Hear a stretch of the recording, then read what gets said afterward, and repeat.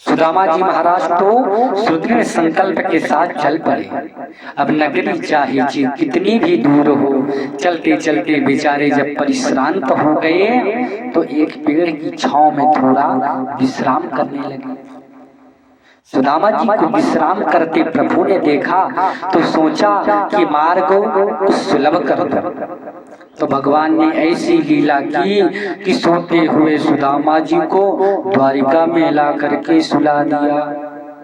सुदामा जी की नींद खुली तो होश उड़ गए। भैया ये हम कहाँ आ गए, ये महल, ये अटारी, ये महले। एक पथिक से पूछे, भैया हमको द्वारिका जाना है, जरा पता बता देना, द्वारिका कितनी दूर है। पथिक हंसता हुआ बोला, बाबा आप द्वारिका में ही तो खड़े हो। अरे भाई बड़ा गजब हो गया, हम इतनी जल्दी कैसे आ गए। भैया यदि ये द्वारिका है तो हमें कन्हैया से मिलना है। पथिक बोले, ये कौन है, पूरा पता ठिकाना बताओ, माँ का नंबर बताओ।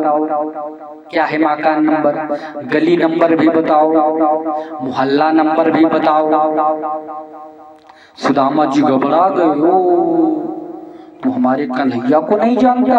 अरे देखा भैया, ये हमारे बचपन की बात है, मैंने उसका बचपन में नाम रखा था। वाको नाम श्री कृष्ण चंद्र हमारे बचपन का मित्र है, इसलिए हम उसको कन्हैया कहते हैं। वह पथिक नाम सुनते ही उछल पड़ा, तुम हमारे महाराज का नाम ले रहे हो।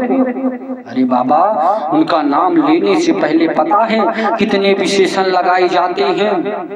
अनंत विभूषित, समलंकृत, छत्रपति, राजमूर्ति, धर्म चक्रवर्ती, सर्वेश्वर, श्री श्री महाराजाधिराज, द्वारिकाधीश श्री कृष्णचंद्र जी सरकार। और तुम ना जाने कैसे ये विचित्र नाम बोल रहे हो, ये तो हमने पहली बार सुना है उनका नाम। सुदामा जी ने इतने लंबे चौड़े नाम को सुना तो चक्कर में पड़ गए। वाको इतना लंबा चौड़ा नाम, अब तेरी समझ में बात आ गई होगी, अब ये बताए दे कि वह कहाँ मिले। पथिक बोला, महाराज उनके बारे में क्या पूछना है, आप चले जाइए। बड़े बड़े विशाल भवन पंक्तिबद्ध जितने भी तुम्हें दिख रहे हैं सब उन्हीं के तो हैं, सब महाराज के ही हैं। उनके हजारों महल हैं, हजारों भवन हैं, वह तो यहाँ के मालिक हैं। इतना कह करके पथिक चला गया। सुदामा जी आश्चर्य में डूबकर उन विशाल भवनों की ओर देखते देखते आगे बढ़े तो जगमगाता हुआ एक दिव्य भव्य भवन नजर आया जो भगवती रुक्मणी जी का था। उसी में घुस गए। भगवान के भागवत के अनुसार सुदामा जी सीधे अंतःपुर में चले गए। परंतु प्रसिद्ध है, कवियों ने बड़ा सुंदर भाव सजाया है। जब द्वारपालों ने पूछा, महाराज किससे मिलना है, सुदामा जी ने हाथ जोड़कर बोले, भैया अंदर जाकर बस इतना कह दीजो, तेरे बचपन का सखा सुदामा मिलने को आया है, बस आपने महाराज को इतना बताए दे। द्वारपाल तो अचंभित रह गया, आप हमारे महाराज की सखा हो? सुदामा जी बोले, हाँ हाँ, आपको कोई शंका है? बचपन के मित्र हैं। द्वारपाल ने सोचा भगवान की लीला कुछ समझ में नहीं आती, कब कौन किस कहाँ कैसे किस रूप में चला आवे, देखने में तो लग ही नहीं रहे, पर जब सखा बता रहे हैं तो हमें बताने में परेशानी क्या है, पूछ लेते हैं। विराजिए महाराज, हम अंदर खबर करते हैं। सुदामा जी को बैठाकर द्वारपाल भीतर गया, भगवान को प्रणाम किया। इस दास को सेवा करते करते वर्षों बीत गए, पर आज जो विभूति आपके दरवाजे आपका इंतजार कर रही है वह आपको अपना सखा बता रहा है। ऐसे भी कोई सखा संभव हो सकते हैं, ये मेरे स्वप्न में भी नहीं सोचा था। भगवान बोले, ऐसा कौन है भाई? द्वारपाल बोले, सरकार यही तो मेरी समझ में नहीं आ रहा है कि वह कौन है। बोले, शीश पगाना जगातन पे रुझान किया ही बसे के ही ज्ञान। धोती फटी सियों लटी दुपटी पायो पाहन की नहीं सामा। द्वारे खड़ो दीजे दुर्बल एक, द्वारे खड़ो दीजे दुर्बल एक, रहे चकी सब सुधाय रामा। पूछते दीन दयाल को नाम, बतावत आपनो नाम सुदामा। पूछते दीन दयाल को नाम, बतावत आपनो नाम सुदामा। जो प्रभु के कान में सुदामा नाम पड़ा, भगवान अपने सिंहासन से कूद कर दौड़े। पीताम्बर नीचे गिर गया, पादुका पहनना भूल गए, दोनों भुजा पसारी सुदामा। सुदामा पुकारते दरवाजे की ओर भागते चले गए। सारी सभा सावधान हो गई। ऐसी कौन सी विभूति आई जिसके नाम पर प्रभु इतने उतावले होकर की सरकार दौड़े जा रहे हैं। अरे इस दरबार में ब्रह्मादि देवताओं को भी हमने आते देखा है, पर आज तक जो आए उन्होंने अपना सिर झुकाया, मुकुट नवाया प्रभु के चरणों पर इतनी आतुरता सरकार में कभी दिखाई नहीं पड़ी। सारी सभासद सावधान होकर के खड़े हो गए। भगवान दौड़े दौड़े 60 डोली पार करके पहुंचे। सेवक प्रभु के पीछे पीछे भागे चले आ रहे हैं। दरवाजे पर खड़े सुदामा जी अनेकों प्रकार का संकल्प विकल्प के समुद्र में गोते लगा रहे हैं कि न जाने वह पहचान पाएगा कि नहीं, उसे याद होगा कि नहीं, याद भी होगा तो हमें पहचान जाएगा कि नहीं। अनेक प्रकार की परिकल्पना उनके मन में आ रही है। जो भगवान ने दरवाजे पर खड़े हो सुदामा जी को देखा, लपक करके दौड़ के भुजा पास में हृदय से कस करके दबा लिया, हृदय में लगा लिया। सुदामा जी को लगा जैसे आनंद के सरोवर में सराबोर हो गए। दोनों मित्र एक दूसरे के गले लगे, इतने आनंद विभोर हुए दोनों कि नेत्र सजल हो गए। दोनों का ही कंठावरुद्ध हो गया।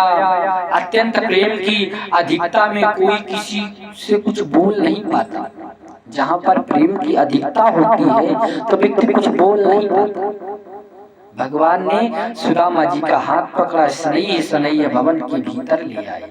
जब सभासदों की दृष्टि सुदामा जी के स्वरूप पर पड़ी तो सब स्तब्ध रह गए। ओहो, यही विभूति थी, ये जिसके लिए सरकार इतनी हड़बड़ा के भागी। राम राम, जिसके पैरों में जूते चप्पल भी नहीं है, तन पर वस्त्र भी सही से नहीं है, धोती फटी हुई है, सिर में पगड़ी भी नहीं है, मात्र जैसे तैसे तन ढक पाए हैं। ऐसे अकिंचन के प्रति सरकार इतनी उदार है, किसी को ही लपेट रखे हैं, मात्र जैसे तैसे अंग ढके हुए हैं। सुदामा जी के साथ की दिव्यता भव्यता को देख करके भौचक्के रह गए सभी सभासद। भगवान ने हाथ पकड़ के सुदामा जी के सर्वश्रेष्ठ सिंहासन पर आसीन किया। सुदामा जी बारंबार विरोध करते हैं, फिर भी भगवान ने हाथ पकड़ के बैठा ही देते।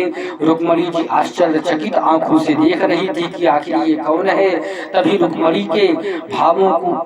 रुक्मणी ने प्रभु के भावों को जान लिया, आदेश किया, शीघ्र देवी जल लेकर के आओ, मुझे इन महापुरुष के चरण धोने हैं। रुक्मणी भागी भागी गई। इधर भगवान सुदामा जी के चरणों के पास बैठ गए।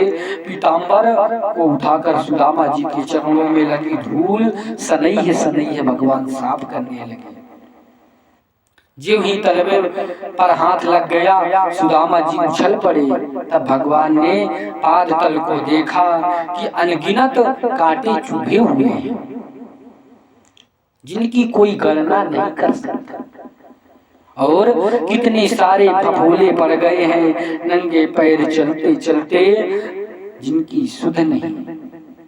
इनसे कोई फफोले फूट गए, जिनमें कोई छोटे छोटे धूल मिट्टी के कण भी अंदर भर गए हैं। ऐसे कंक विरुद्ध पाद पद्मों को प्रभु ने जब देखा रुक्मणी पानी लेकर आ पाती, तब तक प्रभु के नेत्र ही गंगा यमुना की धारा नेत्रों से बह चली। प्रभु के नेत्रों से ही गंगा यमुना की धारा बह चली। सुदामा जी के दोनों चरण ही प्रभु को प्रचालित कर दिए। ऐसे बिहाल बिवाइन सो पग कंटक जाल लगे पुनि जोए। हाय महा दुख पायो सखा तुम, आये ते न किते दिन खोए। देखी सुदामा की दीन दशा, देखी सुदामा की दीन दशा, करुणा करिके करुणा निधि रोए। पानी पैरात को छुओ नहीं, नैनन के जल सो पग धोए। नैनन के जल सो पग धोए, नैनन के जल सो पग धोए। प्रभु ने जब देखा रुक्मणी तब तक पानी लेके आ पाती, तब तक प्रभु के ही नेत्रों से गंगा यमुना की धारा बह चली कि सुदामा जी के दोनों चरण ही प्रभु ने प्रक्षालित कर दिए। प्रीति की अधिकता में प्रभु के नेत्रों से इतना जल बहा, इतने अश्रु बहे, सुदामा जी की चरण धुल गए। रुक्मणी जी पानी लेकर आई, ये दृश्य देखकर हक्की बक्की रह गई। खड़ी खड़ी सोचने लगी कि मनेन कृतम पुण्यम वधूतेन भी छुड़ा। इस अवधूत ने कौन सा पुण्य किया है? श्रियाहीनेन लोकेस्मिन्, सारा जगत मेरे जगदीश्वर के चरण कमलों की रज चाहता है और मेरे स्वामी इनकी चरण रज नेत्र जल से प्रक्षालित कर रहे हैं। इसकी समान भाग्यशाली पुण्यात्मा कौन हो सकता है? केवल रुक्मणी ही नहीं अपितु सारा जगत सुदामा जी के सौभाग्य की प्रशंसा कर रहा है, सराहना कर रहा है। सुदामा जी सहमे हुए सिंहासन पे चिप के बैठे हैं। प्रभु सुदामा जी के मनोगत भाव को जान गए। सुदामा जी के सिंहासन पर मुझे मन की बात नहीं कर पाए। मित्र से जब वर्षों बाद मिले तो मन की बात तो होनी ही चाहिए। तो संकोची स्वभाव के सुदामा जी प्रभु का हाथ पकड़कर बोले, मित्र बहुत थके हारे मालूम पड़ रहे, इसलिए अभी मुझे थोड़ा विश्राम करने दो। और भगवान ने इधर चरणोदक रुक्मणी को दे करके भगवान सुदामा जी के साथ भीतर गए, सुंदर स्नान कराया, वस्त्र आभूषण आदि धारण कराए, विविध व्यंजनों का भोजन कराया, तांबूल निवेदन किया। उसके बाद सुदामा जी महाराज को रुक्मणी के एकांतिक कक्ष, जहाँ पर हस्ती दंत निर्मित सुंदर पलंग पर दूध के झाग के समान शुभ्र सुकोमल सैया पर शयन कराया। सुदामा जी को लेटकर ऐसा लग रहा था जैसे क्षीर सिंधु में अवगाहन कर रहे हैं। आनंद विभोर हो गए, मन आह्लादित हो गया।